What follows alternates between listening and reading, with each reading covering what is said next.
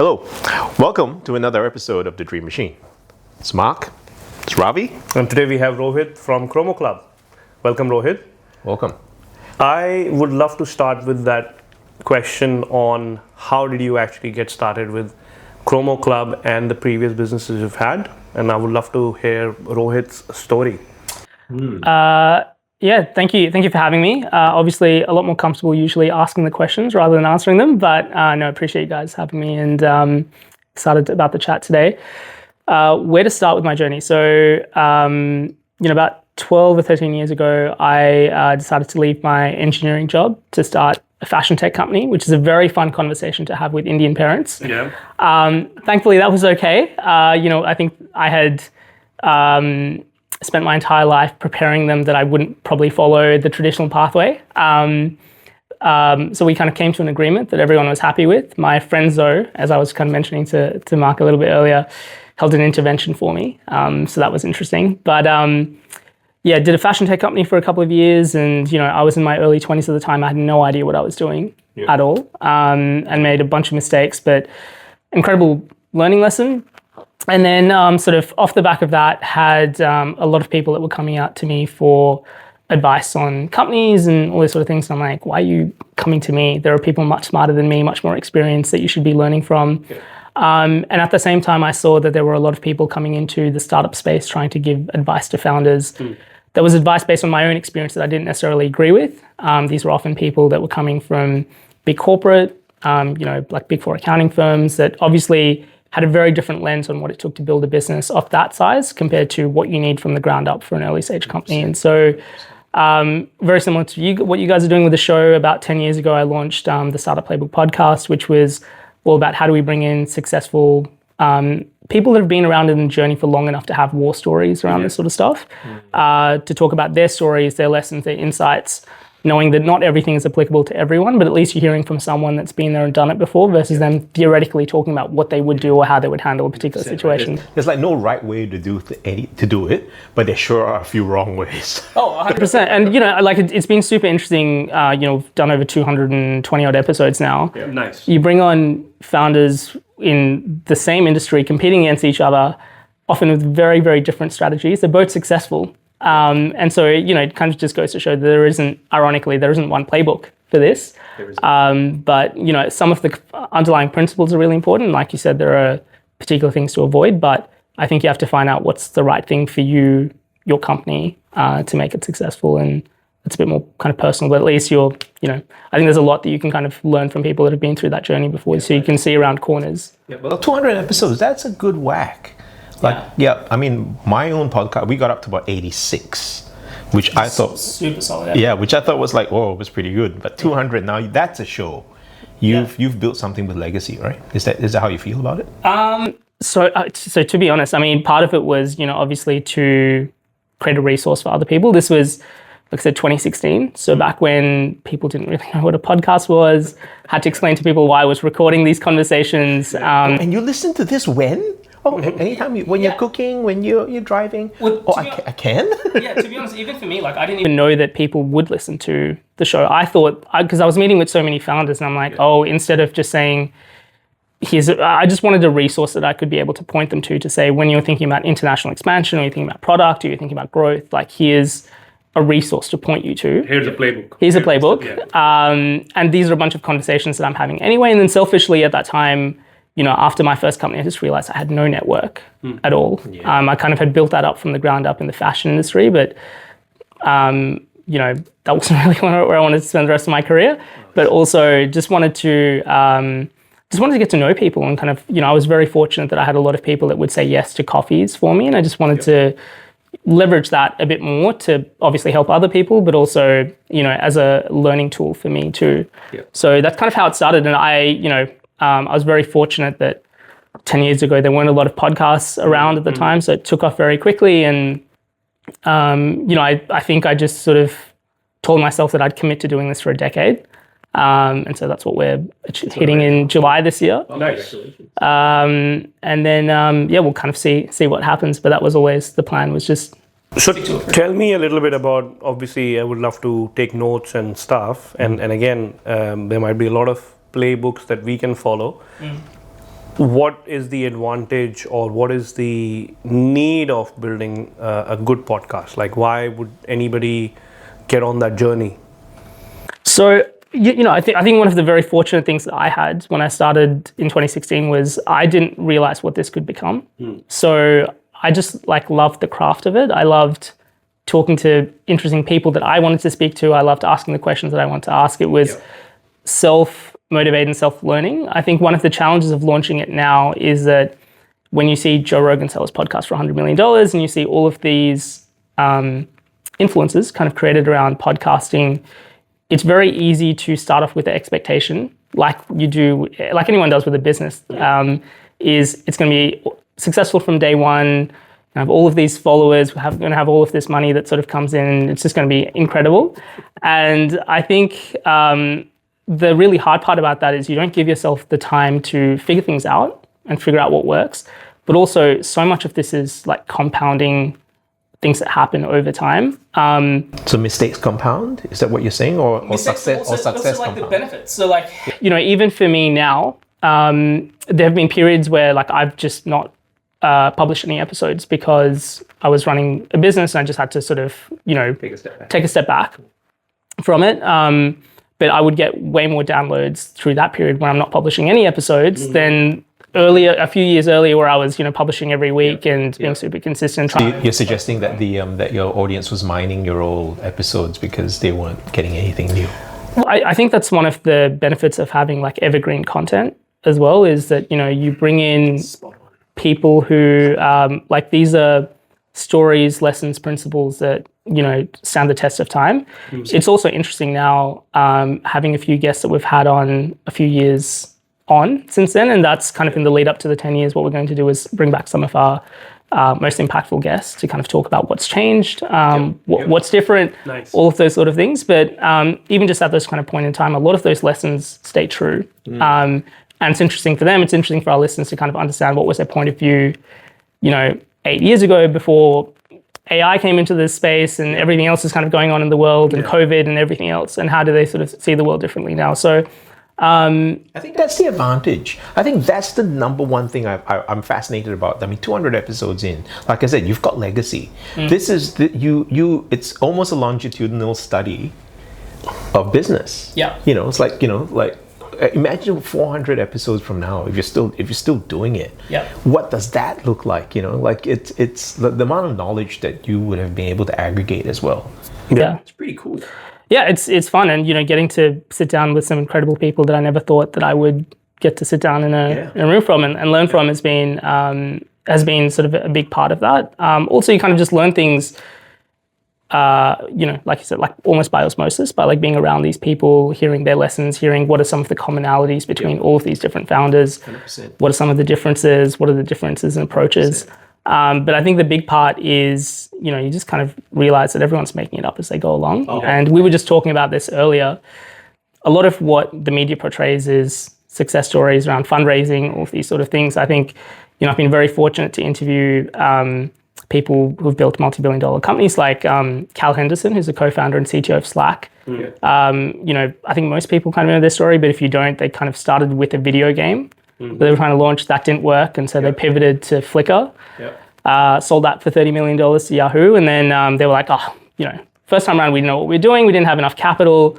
Now we do, so they got enough capital, tried to launch a video game again, and then same thing, it crashed and burned, and they pivoted an internal tool into Slack that sold for $30 billion. Everyone thinks they're going to come up with the next Halo. Yeah, it's the next GTA 5. No. Well, I guess GTA 6 still hasn't come out, so but they've been milking 5. They've been milking it for sure. Five is going pretty well, but 5 is going great. I mean, it's you can still jump back in and have a whole new storyline, right? I mean, Red Dead's dead, but GTA 5, I mean, Yeah. No, for sure. But I think there's so many things that kind of come off the back of it. I think one of the things that in a lot of one-on-one conversations I try and get across to people, especially if they're thinking about podcasting specifically, is I think everyone focuses on, I'm going to build this huge audience and a lot of people are going to follow. The real value is the one-to-one relationships that you build with the people that come on the show, the guests. 100%. And I think that for me has been such a big unlock for me in terms of opportunities, learning networks that, led to our investment syndicate. That's kind of led to so many different things for me that, I think, again, there is this kind of like focus on the content and the distribution side, which is obviously valuable. Yep. But yeah, I think the one-to-one relationships are key. Yeah. And that is exactly the reason why we started this podcast, is to build that relationship with our guests. Yeah. And if I can bring a change about in one person's life, that would be a huge impact, right? Yeah. So, because I believe changing that one life will lead to changing of a lot of other lives. 100%. So that's the reason why we started this, because the dream that we take together can help anybody grow, right? And that's the reason we want to dream together. Yeah. I mean, when I was younger, I was, exposed to, all of us were exposed to Americana, Pax Americana, right? And the one thing that really stuck with me when you learn about the U.S. Constitution was the pursuit of happiness. Right? And as a young person, you're like, what does that mean? Mm-hmm. You realize, it's not permission to consume. It's permission to explore, permission to create, new things, create permission, because true happiness, as we all know, isn't in the consumerism. Isn't in consumerism. True happiness is in self-actualization. Yeah. Maslow wins every single day of the week. Yeah. Right. So true happiness is self-actualization, and if we can help, like Ravi, right? Like you've got a lot of relationships in the business world, and I can see that this part of this podcast is not just like cementing that relationship, but also to tell the world it's possible, right? It's absolutely possible. I remember, I've got a few entrepreneur friends myself, right? I mean, not I don't know. It's like he says, right? You eventually bump in enough people. And one of the things that I realize the best operators do is that when we meet up, we tell each other something new. There's an exchange. The exchange isn't monetary, isn't financial. It is, hey, I did this, and this, and I tried this, and guess what happened? That happened. It's like, no way. All right, your turn. Tell me something new. Right? And you go, oh yeah, okay, well I did this and this and this. Oh, that's pretty good. Yeah. And the best operators, the best entrepreneurs are always looking for something new. Tell me something new. Tell me something that I can learn from. Let me learn from you. Yeah. And it doesn't matter whether they've had 3 or 4 exits, one exit, or on their way to an exit. The best operators always ask. Show me something new. And I think that's where I'm leading to the next one. So I believe from the sales playbook or the podcast, the playbook podcast, the startup playbook, you led to Komo Club, right? Or there were other ventures in between. So there were other ventures in between. I had like a marketing agency that I fell into for a little while, which was like accidental, but agencies like good money. But then I realized I didn't want to wake up doing that every day. Yep. And then off the back of that, went and had the opportunity to join AWS and their startup team, which was kind of like after doing my own thing for 7 years, I think I was just burnt out and just needed to refill my tank. And that was a great place to continue contributing and serving the ecosystem and the community while refilling my tank. And then left that, started a venture-backed company, and then had a bit of a wake-up call for me about 2 years ago, which I can't remember if we spoke about briefly when we sort of met at that Stone and Chalk event, but had a bit of a wake-up call, which was, when you speak about like happiness and kind of like pursuit of things, it is also very easy, especially in this space that attracts a lot of people that are very driven, ambitious, motivated, and hungry, which are all very wonderful traits, but very easy to let work overtake absolutely everything that we do and make it the core part of like our identity and who we are. It's a double-edged sword. The thing that makes us so good at what we do is also the thing that's our Achilles heel, isn't it? Yes. But oftentimes, like, it comes at the cost of a lot of other things that we don't even realize that we're making trade-offs around. And I think that the big sort of learning for me was, it's not just to build a company, as you guys know, as you guys have done with this company for over 10 years now. To build anything meaningful, it takes a long time to do. Yeah. But if you are burning out, if you're getting over it, if you don't want to show up to work, you've got things going on at home that make it really difficult to show up and make the right long-term decisions, you're not going to get to that endpoint. I can't stand performative entrepreneurism. A performative business. It's like I'm a businessman, so therefore I have to, be an alcoholic and destroy my marriage. What? Because the grind is real, man. The grind is real. No, it's not. Yeah. Well, I think that oftentimes the challenge is more that we kind of tell ourselves that once we get to that milestone, once we get to that exit, once we get to that number, everything, like all of our problems will go away. Yeah. The problem is that, and I've been fortunate through the podcast where I've heard this so many times over and over again that people say, like, you get to the exit. So I'll give you an example. Lee Jasper and Rob Philpott, who are the co-founders of a company called Aconex, construction software company, sold for $1.6 billion to Oracle. We've had them both as speakers in part of our Komo Club system, but both of them spoke about the day that they sold their company was one of the worst days of their life. And when you think about it from a founder's perspective who's just starting out to go like $1.6 billion exit, what do you mean? Like that is what you're working towards, right? Like that's what the thing that will make you happy, but you lose purpose. And I think that's the tough part is like, we've had in the Komo Club cohorts where we've had like founders that have come in that have exited their businesses and said like, the moment we signed and the money hit the bank account, I thought confetti would kind of blow around the world and follow me for the rest of my life. Like I got home and my wife is telling me that the kids are yelling at me about something and the stuff, like life just goes on. And all of those things are so fleeting, but you've given up so much of you as part of that process. And so, and again, from an investment perspective, we talk so much about how founders are the most critical part of why we invest in companies, right? Even the founders that you choose to work with as well. That's such a critical part of this, but we never give them the support and infrastructure around them to do the thing in the right way. Well, my first exit, I got a check for every month for 12 months.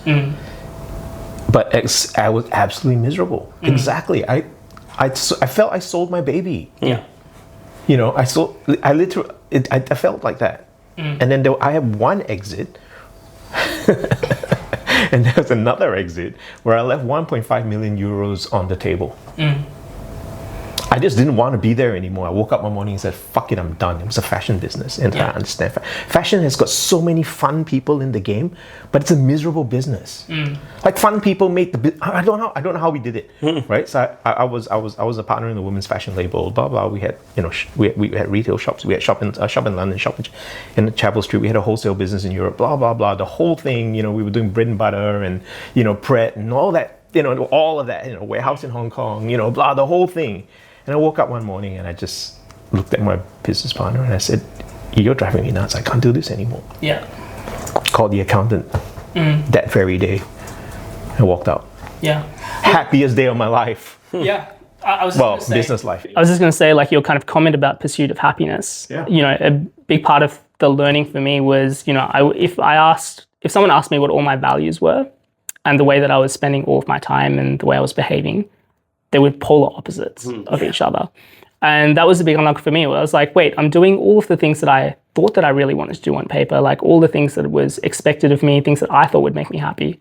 Why am I so miserable? And why does this just feel like such a grind? And also I'm spending all of my time doing the things that are pulling me away from the things that I say are the most important. Exactly. So the 2 years ago, the epiphany was Komo Club or was it something else? So what that kind of led to was me walking away from this company that I had started, and we had Blackbird and a bunch of other funds as investors in our company, and we had a bunch of elite athletes involved. And the thing that I thought was everything I wanted to do was like football related, AI, football, gaming, fantasy, all this sort of stuff. But I was, for various reasons, I was just deeply, deeply unhappy. And I was, there was a catalyst for all this sort of stuff 2 years ago. But what kind of led to me, what essentially ended up happening was I ended up leaving the company, stepping away from the board, spent a year off trying to figure out what I wanted to do. Went to Europe for 7 weeks. Nice. 2 of those weeks was taking my mum to Italy. And the very first place we went to was Lake Como. And I remember when we were over there, she was just so, like, I can still remember the look on her face when we kind of arrived, and she's like looking out over the thing. And the whole time I was like, this is what I always said that I wanted to do. And I could have done this a long time ago, but I never allowed myself to do this because I'd built this cage around me. I was like, this is the whole kind of purpose and point of doing this, which is, part of the name for the Komo Club comes from that. And so, ended up doing that, ended up doing Vipassana as well, which was just like another sort of life-changing experience in a lot of different ways. So the Komo Club is very different to the types of startups and technology businesses that I've done before. But I think the thing for me that's like makes me happy, the thing for me is like I love serving people, and this is my way of being able to do that in the format and structure that I want around something that's really important. I love it. That's so critical. Yeah. Like that bit about service, right? I mean, I think that's the founders or the business people I connect with are at a very deep level are people who understand that. I've all my life I've always wanted to be useful. Use me. Yeah, I mean, that's it. I'm here to be useful. Where can I help? Where can I be useful? Yeah. And then I will go seek out the relationships where I could be useful, because then that's the fair exchange. My son once asked me, my son once said to me, "Hey, Dad, I feel I don't deserve anything good in life." And I looked at him and went, At a fundamental level, no. We deserve nothing. We individually deserve nothing. But our loved ones deserve everything. So here is the goal. You find someone that loves you. Yeah. And both of you will have everything. 100%. I think having a reason beyond yourself, and especially beyond money, is the thing that I can't speak for anyone else, but I know makes me keep going. So same thing with the podcast. I think we were talking about how sometimes it's just really difficult waking up and doing the thing that we need to do. So many times I'm editing at 2 a.m. I'm like, why am I doing this? There is no return on investment for this podcast. It's like 3.5 years and I'm publishing an episode every week. What the hell is this for? And I think just like little messages that I would get from once in a while from people that are like, oh, this has been really helpful for me on the founder journey and stuff. I'm like you said, if this helps one person, it's useful, right? And so you're kind of serving this purpose beyond just yourself for others, which I think for me is really important. And the reason why, like, to be honest, I can't get a job or why I can't work for, I'm unemployed. Like, I really struggled beyond a point at AWS for a very, very similar reason. Was like, great job, great pay, you get to have impact across the ecosystem, but ultimately I felt like I was a cog in the machine, and I was like, anyone could sit in this job and do the job. Why am I here? What's my service here beyond anyone being able to meet cogs? Right? Why they have hired a gun for places where they don't need to shoot. Yes. Spot on, yeah? Love that. All right, hey, okay, so there's there's a bit of convergence here. That moment when you realized you were unemployable. Yeah. Was that cool? That was the best. Yeah. It's a cool So moment, that's a lot of people that actually have seen the stats and stuff, and a lot of people that are listening to are people that are sitting on that fence. I have a corporate job. I'm getting paid 200K a year. That's a hard one. It is so difficult for me to leave this stability and go out there and start my idea or run it. And I don't know if AI will take over this thing and I will have no business if I quit my stable job. What do you think about that? First of all, I really understand it. Again, I think I was very fortunate that I quit my first job 2 years into the company, and So you weren't too invested in your career at that point. My opportunity cost for leaving at that time was very low. And I think that I also have a very different risk profile to a lot of my friends, for example. Your interventionist friends. My interventionist friends, who I'm sure love you a lot. They loved you a lot. And that was the thing. I really appreciated that they cared enough to say something. I think that I was very fortunate that I was knew myself enough to go, as much as I know that all of the things that they're saying are probably very true and accurate, ultimately I don't want to live with the regret of not trying, and the cost of that for me is going to be so much higher. So I'm comfortable with this not working, but I can't live with not knowing and that eating me up on the inside. And I was like, best case, this works and I get to do this forever, and make money. Yeah. Worst case, I just come back to do what I'm doing now. And so that didn't really seem like a loss to me, versus I think a lot of people feel like, especially early on, that they'll lose a year or two and they'll be behind, which in the grand scheme of things, it really doesn't matter, but you just don't know that at that time. And I think in a similar way, a lot of people, when they're a little bit older in life, like 30s, 40s, and they have responsibilities like kids and mortgages and stuff like that, I totally understand a lot of those things. It's hard it's hard then, right? It's better to start now, early, than when you're encumbered. Which is why, like, I think that a lot of people should be much smarter than the way I did it, which is I was just like, I'm just going to quit and I'm going to go all in. I think there are probably ways of being able to mitigate some of that risk by validating and building things on the weekends. It takes time and effort and energy, but it has to be a trade-off. But the idea is you need to put in that energy, right?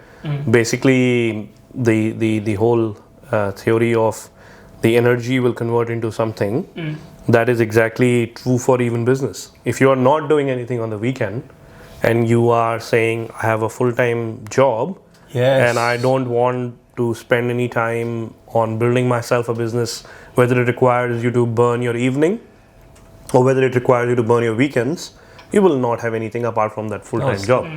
So you will have to convert that energy from somewhere into something, and that's where you will have to put that energy. And then later on, let's say maybe I need to reduce one day of my full-time role and spend that time into my business, and maybe the week becomes 4 days full-time job and 3 days your business, because you're able to make enough money to actually justify taking 1 day away from your work. And again, you are in a country where actually these type of contractual relationships can be built on.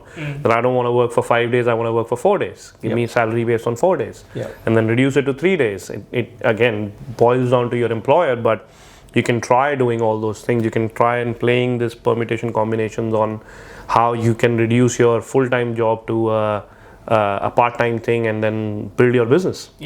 I think that the tough part for a lot of people is getting over the switch in mental way of operating that they do within a company, which is usually someone tells them what to do. There's structure, there's deliverables, there's no risk, essentially. There's no risk, but there's also like a ton of structure where they don't really have to come up with anything. Everything is kind of like laid out in a very structured way. Versus when you're doing a startup, you're like, there's a million things to do. Like, where do I start? I don't know. And what is the right thing for me to focus on? All of that, those sort of things. And so I think people really struggle switching from one gear, especially if they've been doing that for a large part of their life, to then suddenly leaving that environment and having to. I actually think there's some people in the world that should never, ever run a business on their own. Oh, 100%. It's just not for everyone, right? And there's nothing wrong with that. I'm just saying that, I think that there's certain markers for me anyway when I talk to people, right? There's certain things that are common, right? There's a certain commonality, and it's no coincidence that a lot of successful entrepreneurs are school dropouts. It's no coincidence, right? A business partner of mine right now, he left school at 15. The moment he was legally able to leave school, he left. Now he doesn't come from a line. His father was an academic. His father was a criminologist, tenured criminologist, in the university. So he comes from a line of smart people. But at 15, he just said, "I'm not doing this anymore." To this very day, he is in his 40s. Right, he's got his own development agency. We're building products together. He's just fitted out a van so that he can travel Australia while he can. He's going to give up his house and he's going to travel Australia. He fitted it out himself. And to no degree, nothing. Totally. I mean, again, we might have spoken about this at the Startup Tank event. So one of the things I didn't mention is I've got an investment syndicate. So we invest into early stage companies, which again came off the back of the podcast. One of the things that, so we focus almost primarily on investing in pre-seed and seed stage companies. So a lot of the time we're investing pre-revenue, a lot of the time even pre-product into companies. And so you're having to back founders off very little information. But I think there are always... I spent a year having breakfast with my first seed investor. Yeah. A year, John. Every year, every month for a year, I would have breakfast with him, and I would have progress reports. Then one day he turned around and says, "Hey, do you want money? You ready for investment?" Says, "What do you think?" Love that. Yeah. I think one of the things that that I believe in is that, even if there's no data points around them with their specific idea, there are always signals for people based on things that they've done before. Yeah. There's always markers of this. And so I think it's very tough to build something if you haven't played around with something on a weekend and like hack something together. Yeah. Or you've done something in high school, or like there's always like little... The lemonade stand to me has always been like every child should have a lemonade stand. Yes. Yeah, I think that I think it's very tough to back founders who don't show some form of just like hustle and ability to get things done. And it doesn't mean that they need to have made or raised lots of money to do that. If anything, you want to raise as little as possible Correct. at the early stage, because you don't want to give up 80% of your business with pre-revenue. Totally. It's ridiculous. One thing that we speak about a lot from an investment perspective is like, what's an unreasonable amount of progress? Yeah. And sometimes like having someone who's sticky taped some form of product, but they've got all these people that are willing to use it, is a much better signal than someone who spent a huge amount of time in perfecting their product and is finally taking it out to market with no customers. Yeah. Or someone who's just like has no money, but they've got, incredible pilot customers, or an advisory board full of great people, or just like, they don't have the money to pay someone, but they've attracted some world-class talent to come in and join their team or be in their sort of ecosystem. Yeah. I think money is an accelerant to all of these things, and product is an ability to scale that. But a lot of the signals from the founders are just there. And, I think the best founders just find a way to hustle and hack something together. 100%. 100%. A lot of people have actually that we are dealing with. They started with like, "Hey, we want an MVP." I'm like, "Okay, what do you want the MVP to have?" "Oh, I want this thing, and this thing." I'm like, "Okay, great, but how are you making money out of this?" They're like, do you know if the market wants this? Yeah. No. Well, that's they have already done that validation. I have already done the validation that the market wants it. Right. But they completely forget about the viability of an MVP. Where money, how are you going to charge for this thing, right? I'm like, what you're building right now is a minimum lovable product. You've validated it from the need of the market, but now you're again going back to the same thing, and people are going to get bored. People will not feel that connection. People will not start using it or become committed to it, because you're not adding the money side of things into it. So the moment people will start spending and giving you money, you have an MVP. Oh, yeah. And you have made a viable business that people are ready to pay for. So don't launch your MLPs in market unless you need an MLP to actually validate the need. Yeah. So yes, you can go minimum lovable product to validate the need. Once you have validated the need, immediately add the viability of payment to it. I have given you something that is solving a problem. Would you pay for it? Yeah, I'd actually love both of your perspective on something. I was speaking to a founder the other week who is in the middle of like trying to decide who they should go with like building their product. Actually, I should connect you guys as well into that. But they were talking about like, oh, we've done a bunch of surveys and 74% of people said that they would pay this much. How do you guys feel about surveys as validation? Nah, it's not. Yeah. People, first of all, the audience or the group that you send it to are known people. They would always give you a positive feedback. You need to give it to unknown people that you don't know. You should be holding a survey form on the road and giving it to 100%. People if you're launching a B2C product.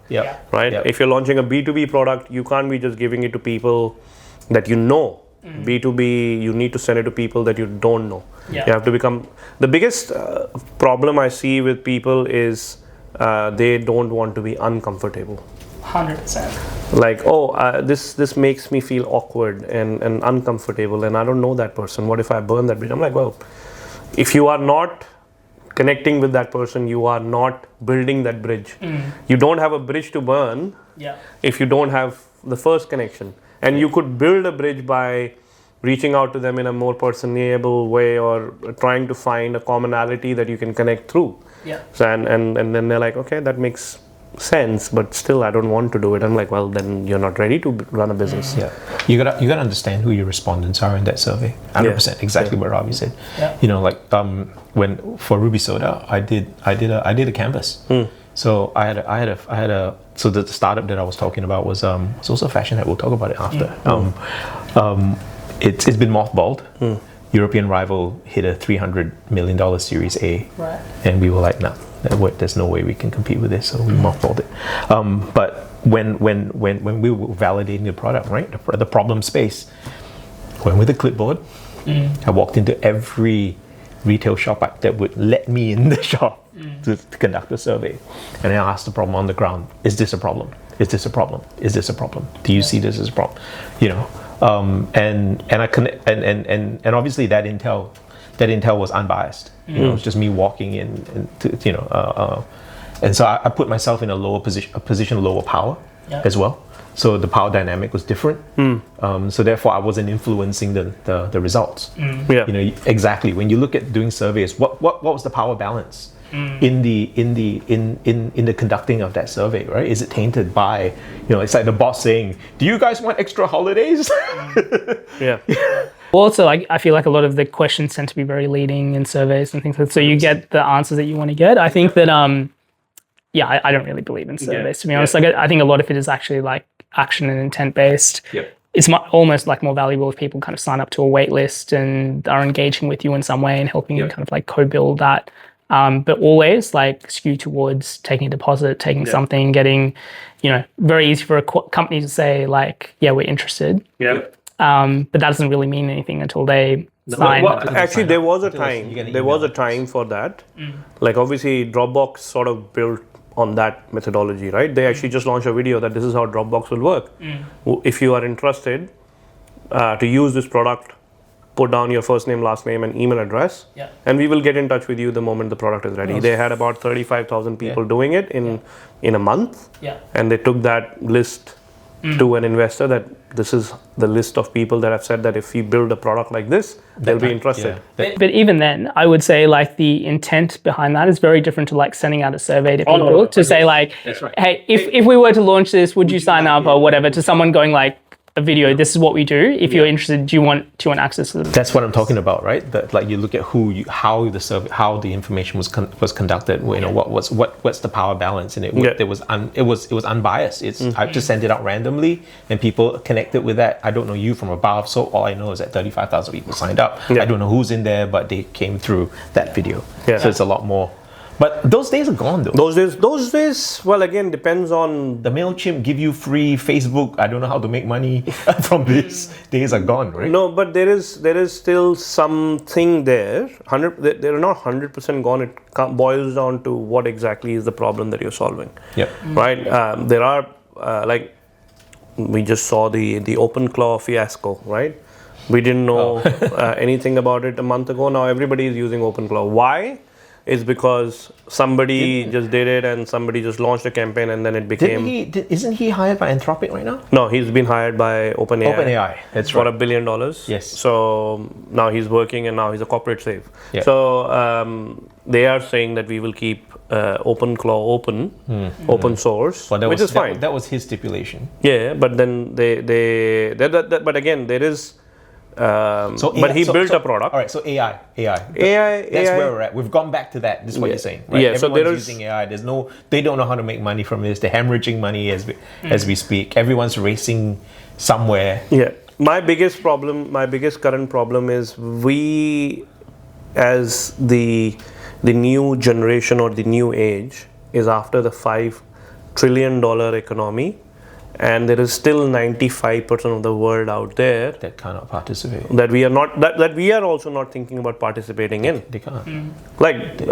Everybody wants to sit behind a desk and do a tech product, which is only $5 trillion in the world. There is a total economy of the world is $100 trillion. There is still things that you can do which are $95 trillion. FMCG is huge.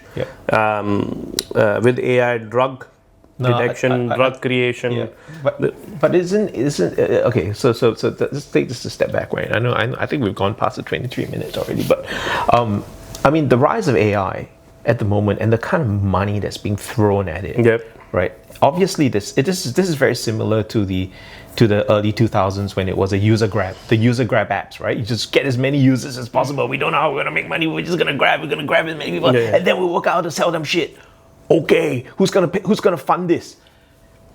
So economies that have hundreds of trillions, that are worth hundreds of trillions of dollars, like, if they don't screw it up in the next 3 weeks, they could do that. Yeah. There was enough money in the ecosystem for somebody to go, well, here's a 20 million, like Coca-Cola spent $100 million to find out that nobody wanted stevia. It's like, oh yeah, we just sign $100 million check, go figure it out. Yeah. Right? No Australian company would do that. No Australian company can do that. Yeah. We are in such a efficient ecosystem isn't the right word. We're in a poor ecosystem.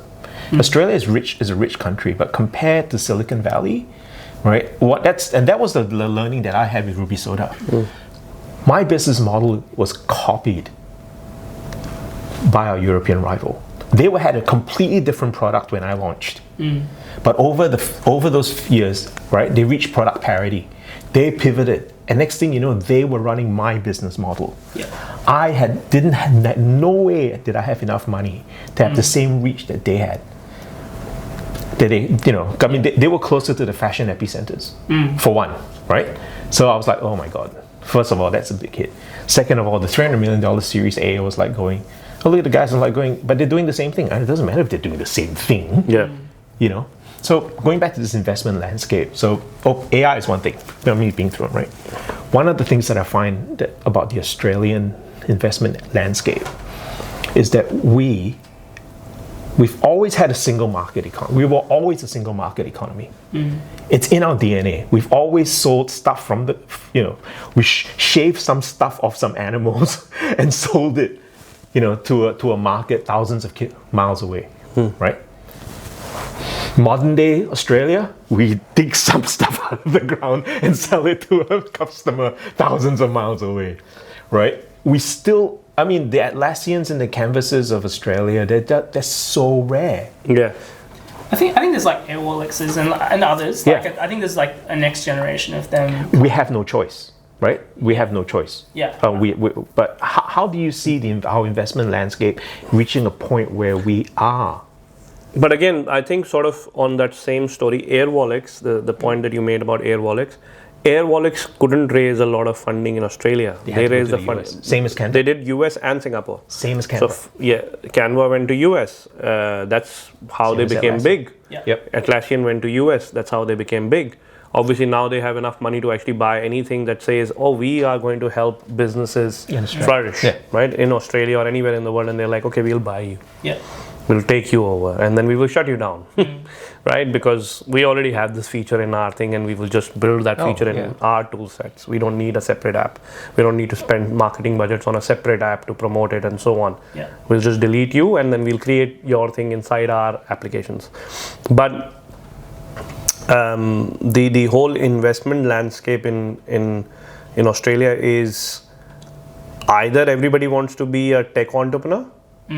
Nobody's thinking about, hey, how about I build a new edible product, or how about I improve the mining efficiency and without doing tech, like even by building other things that might be. I think the allure. happening. I think the allure is cost to market. Yeah. So with it is cost to market. It is cost to market. It is cost to market because every time you make a sale, like you have a soda. I'm also partner in a soda sparkling beverage. So that is FMCG. Yeah, right. It's an FMCG.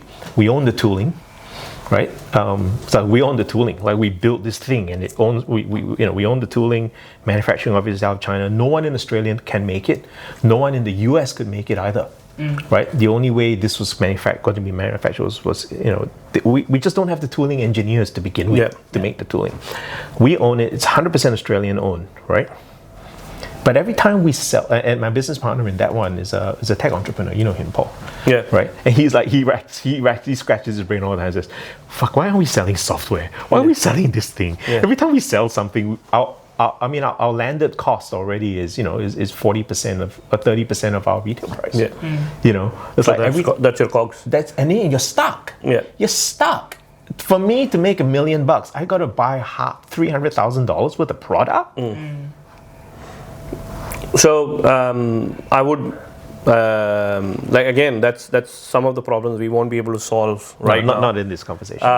But Rohit, it would be amazing to actually just have last words from you to inspire the current generation or the future generation on what failure means like and how everything can basically go from there. What failure means? I mean, I can go on and on about failure. I mean, I would say like maybe going back to our earlier conversation of, for people that are on the fence and kind of sitting about trying to decide whether it's the right thing, how they should do it.